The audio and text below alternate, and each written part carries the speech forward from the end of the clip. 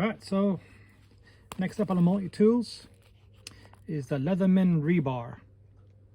This isn't mine, didn't buy it. This is Clive. He let me borrow it for a video. There you are. It's non-spring, but does have replaceable cutter bit. Sharp knife, locks. Let's see what else we got. Oh, these come out a lot smoother than the other ones.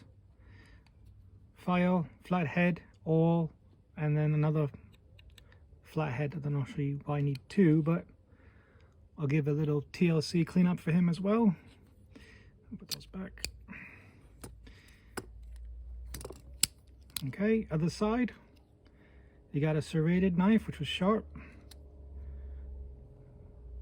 And you got a few bits there, which to me I like because no scissor. I hardly ever use a scissor. But there you go. Again, measurements. You know what I think about that. Looks good, very solid. The only thing I would do is, I'm not keen on, is how open this is.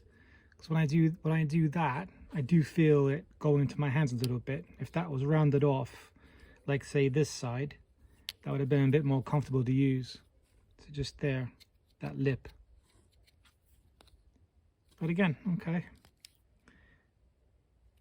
Again, thanks Clive for letting me have a look at this. I'm slowly handling all the Leathermans now.